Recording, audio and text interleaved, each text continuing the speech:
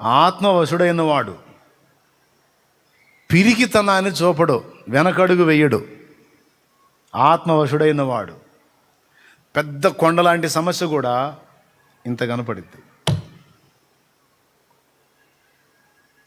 ఆత్మవశుడైన వానికి పెద్ద సమస్య అంటూ ఏది ఉండదు. ఇక ఇది నాకు పెద్ద కొండంత సమస్య అని దేన్ని లెక్క చేయడు.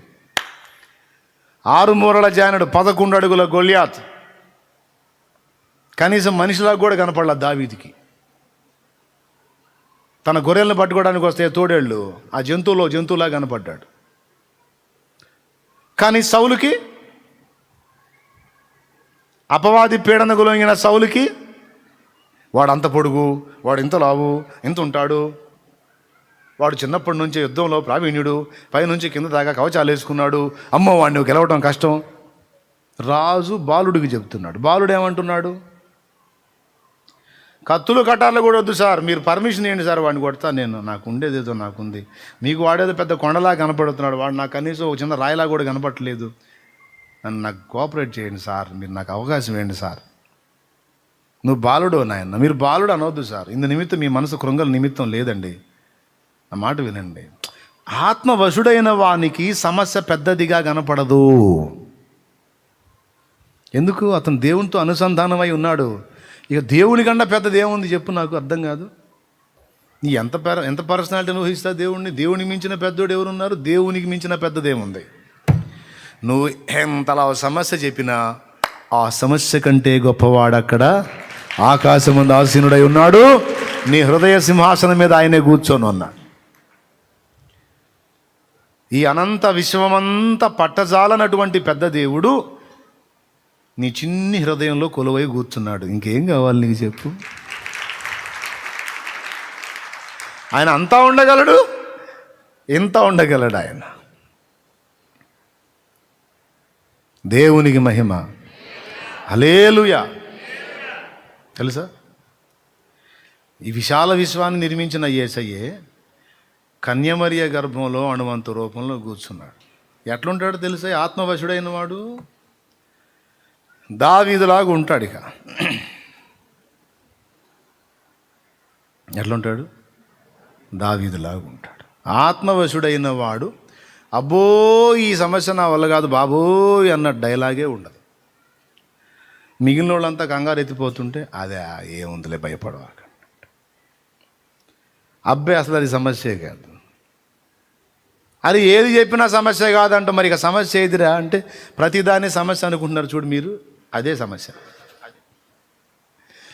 ప్రతిదాన్ని అమ్మో బాబోయ్ అయ్యో అని అదురుకుంటున్నారు చూడు, అసలు మీ ఫీలింగే పెద్ద సమస్య తప్ప అసలు ఈ సమస్యలే కావు. ఈ సున్నతి లేని ఫిలిష్తీయుని విషయమై మీ మనసు కృంగ నిమిత్తము లేదు.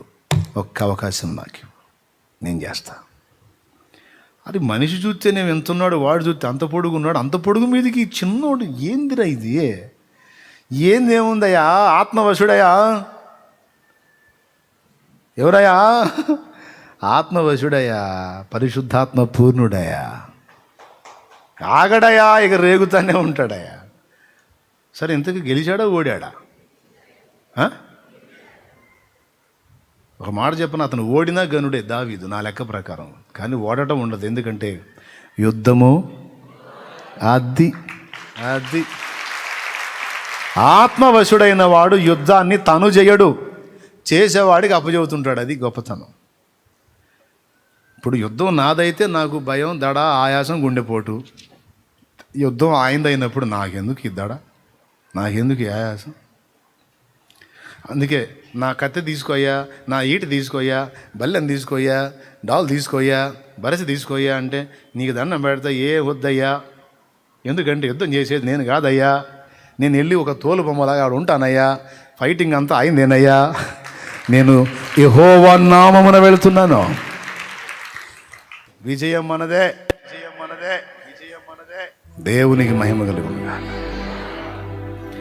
ఆత్మవశుడైన వాడు కృంగుబాటును ఒప్పుకోడు, కుమిలిపోవటం ఒప్పుకోడు, దిగజారిపాటు ఒప్పుకోడు, నీరసించడం ఒప్పుకోడు, నీరుగారిపాటు ఒప్పుకోడు, ఓటమిని ఒప్పుకోడు, ఓటమిని ఒప్పుకోడు, ఓటమిని ఒప్పుకోడు, ఒప్పుకోడు, ఓటమిని ఒప్పుకోడు. తన దేవుడైన ప్రభు మీద ఆనుకుంటాడు, సాధిస్తాడు. ఎవరిని బట్టి? తనను బట్టి, దేవుని బట్టి సాధిస్తాడు.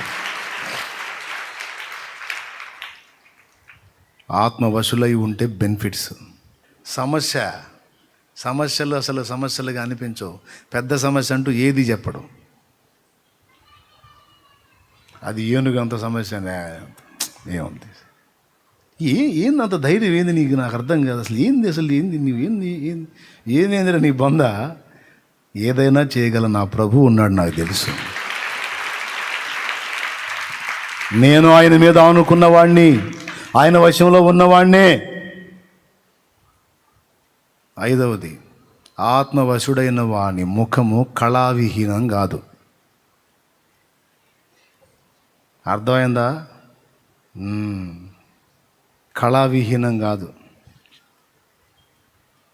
ఎప్పుడూ కళగానే ఉంటారు ఆత్మవశులైన వాళ్ళు. దేవునికి మహిమ. అరణ్యంలోకి వెళ్ళి గొర్రెలు కాసే స్థితిలో ఉండి కూడా దేవుణ్ణి ఆరాధించుకునే మనసున్న దావీదు ఎండకెండి వానకు దడిసి మంచుకు దడిసి దుమ్ము ధూళి, గొర్రెలు ముందు పోతున్నా గొర్రెలు వెనక వస్తున్న దుమ్ము అలాగూ లేచి కొడతా ఉంటుంది. పౌడర్ పూసుకునే అవసరంలా ముఖానికి. ఆ దుమ్ము అంతా కొడుతుంటుంది. ఎందుకంటే నేను చూసా, వాటి వెంట పెద్ద దుమ్ము లేచి వస్తుంటుంది. అంతా కొట్టుకొని గందరగోళంగా ఉన్న సమూయేలు ఎదుటికి పోయేసరికి దావీదు చక్కగా కళ్ళకళ్ళాడితే కనపడ్డాడంట. చక్కని నేత్రములు గలవాడని చెప్పాడు. ఎర్రని వాడు, రూపసి అన్నాడు. పుటక సంగతి పక్కన పెడితే ముందు కళ ఉంది అబ్బాయి దగ్గర. మిగిలిన వాళ్ళు ఉన్నారు, మిగిలిన అన్నియోళ్ళు. ఒక్కొక్కడు ఉండటానికి ఒడ్డు పొడుగు పర్సనాలిటీ అంతా బాగానే ఉంది, కానీ కళ లేదు ముఖంలో, విశ్వాసపు కళ. దేవుని మీద ఆనుకున్నోడి కళ వేరుగా. ఆ ముఖంలో భయం, ఆందోళన, ఇవన్నీ అవిశ్వాసులకి, అల్ప విశ్వాసులకి, సగం వాళ్ళకి అన్నీ. ఆయన ముఖంలో కళబాదు. ఎందుకు? కంప్లీట్గా ఆనుకున్నాడు. ఆత్మవశుడైన వాడు దేవుని మహిమపరచుటలో ఆనందిస్తాడు. ఆయన మహిమ వినబడుతుంటే అది అతని చెవులకు ఇంపైనది. ఆ స్తుతి ధూపం ఏదైతే ఉందో అది అతనికి ఇంపైన సువాసన. ఆత్మవశుడైన వాడు నిరంతరం కోరేది అదే, ఆరాధన, స్తుతి, కృతజ్ఞతలు. దేవుని మహిమపరచుటలో తృప్తి పడుతుంటాడు. ఎక్కడికి వెళ్ళినా ఆయన సన్నిధిని, ఎక్కడికి వెళ్ళినా ఆయన సాహచర్యాన్ని, ఆయన సహవాసాన్ని, ఆయన సమాధానాన్ని వెతుకుతూ ఉంటాడు. ఆత్మవశుడు. గొర్రె పచ్చిక బయలు ఎతికిద్ది, పంది స్తోత్రం. గొర్రె ఏమి వెతికిద్ది? పచ్చిక బయళ్ళు, శాంతికరమైన జలాలు. మరి పంది అశుద్ధమను బురదగుంట. రెండు రివర్సే దరిద్రం. మనకు కలిగే ఫీలింగ్స్ని బట్టి అసలు మనం ఏ వయసులో ఉన్నామో అర్థమైతే మనకి ఈ దరిద్రం ఇంపుగా ఉందంటే మనం ఇంకో రూట్లో ఉన్నామని అర్థం. ఆయన సన్నిధి, ఆయన సాహచర్యం, ఆయన ఆరాధన, ఆయన స్తుతి, ఆయన మహిమ మనకు అదొక ప్రపంచం అయిపోతుంది. ఆత్మవశుడైన వానికి అదే లోకం. మద్యం వశుడైన వాడికి చూడండి, తాగుబోతుడిని చూడండి. మీరు అసలు ఏ మనిషిని చూసినా సరే ఒక కోటర కనపడుతుంటుంది వాడికి. వాళ్ళు తెలుసా నీకు? ఇప్పుడు నువ్వు కనపడ్డావు అనుకో తాగుబోతుడికి, నువ్వు కనపడితే చాలు, కొంచెం మెతక మనిషి అనుకో నీలో కోటర కనపడుతుంటుంది. కనీసం కోటకు న్యాయం చేస్తాడని చిన్నగా లైన్ చేసి ఒక కోటర. ఎవరిలోనైనా సరే కోటర చూడగల గొప్ప దర్శనం కలిగినోడు తాగుబోతాడు. ఎవరిలో అయినా సరే కోటర చూస్తుంటాడు. తెలుసా మీకు? వాడి ప్రత్యక్షత అది. ఆత్మవశుడు, దేవుని ఆత్మవశుడైన వానికి ఎక్కడైనా సరే, ఏ ప్రాంతానికి వెళ్ళినా, ఏ ప్రదేశానికి వెళ్ళినా దేవుని మహిమ కొరకు ఏదో ఒకటి వెతుక్కుంటూనే ఉంటాడు.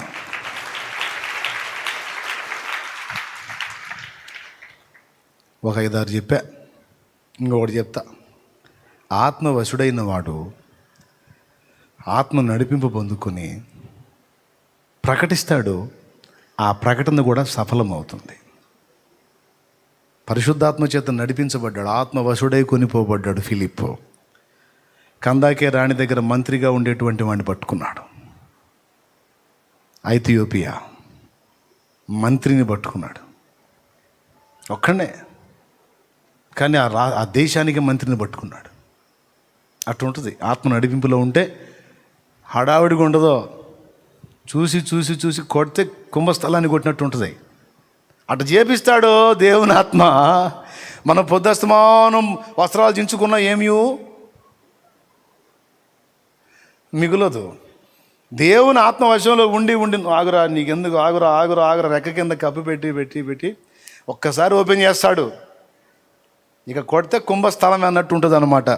పరిచర్య అయినా, జీవితంలో సాధించాల్సిన విషయాలైనా, ఏవైనా సరే ఆత్మవశంలో ఉండి అడుగు ముందుకు వేసేవాడి విజయం తిరుగులేనిదై ఉంటుంది. అది మళ్ళీ ఇంకా ఆలాటోలాగా ఉండదు, అట్లా ఉంటుంది. సరే, ఇప్పుడు ఇంకా చెప్పడానికి బోల్డ్ అనే సంగతులు ఉన్నవి. కానీ మళ్ళీ ఏలియా ఆత్మవశుడై ఉన్నాడు. సుమేయోను ఆత్మవశుడై యేసు దగ్గరకు వచ్చాడు. పరిశుద్ధాత్మవశుడై కొన్ని మాటలు పలికాడు. ఇలాగ ఆత్మవశులై ఉన్నవాళ్ళు ఇంకెవరెవరు ఏమేం చేశారో అందులోంచి ప్రతి ఒక్కరిలోంచి ఒక పాఠం వస్తుంది. అర్థమైందా? ఇంటికి వెళ్ళి ధ్యానం చేసుకోండి. మెట్టుకు ఒకటి గుర్తుపెట్టుకోండి, ఆత్మవశులు పరిశుద్ధాత్మ వశులై ఉండునట్లు సాధన చేయండి. ఆత్మపూర్ణులై ఉండునట్లు, పరిశుద్ధాత్మ వశులై ఉండునట్లు, ఆత్మకు లోబడి ఆత్మానుసారంగా నడుచుకున్నట్లు, ఆత్మ చేత శారీరక క్రియలు చంపునట్లు జాగ్రత్తలు తీసుకోండి. దురాత్మకు అవకాశం ఇవ్వకండి, యోధాకు పట్టిన గతి పట్టకండి. తస్మాత్ జాగ్రత్త. అలాగే ఆత్మవశులై ఉన్నవారు, ఇదిగో ఈ లైవ్లో ఉన్నవారు కావచ్చు, ఇక్కడ కూర్చున్నవారు కావచ్చు, ఎవరైనా దేనిని గూర్చి చింతపడకండి. ఆయన మిమ్మల్ని గూర్చి చింతించుచున్నాడు. తగిన కాలమందు తప్పక నీకు ప్రతిఫలము దయచేయగల దేవుడు నీకు తోడై ఉన్నాడు. ఒకవేళ ఇప్పుడు నీకు ప్రశ్నగా ఉండొచ్చు, నీ పరిస్థితులు ఒక క్వశ్చన్ మార్క్ లాగా ఉండొచ్చు, తప్పనిసరిగా సమాధానం వస్తుంది. అది కూడా నువ్వు అడుగుదానికంటే, ఊహించు దానికంటే అత్యధికముగా వస్తుంది. వచ్చినాడు నువ్వే చెబుతావు నాకు. సాతాను వశానికి అప్పచెప్పుకోవద్దు.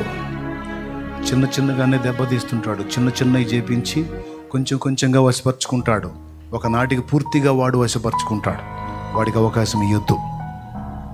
కొంచెం కొంచెంగానైనా సరే దేవుని ఆత్మకు లోబట్టాన్ని సాధన చేయండి. కొంచెం కొంచెంగానైనా సరే ముందు దేవుని ఆత్మకు విధేయత చూపటాన్ని అలవాటు చేసుకోండి. ఇది సాధన చేయండి. దేవునితో అనుబంధాన్ని ఏర్పరచుకోండి. దేవుని చిత్తాన్ని వెతకండి, దేవుని సంతోషాన్ని వెతకండి, దేవుని సహవాసాన్ని వెతకండి. ఆయన దొరుకుతాడు నీకు, ఆయన దొరుకుతాడు, ఆయన సన్నిధి దొరుకుతుంది.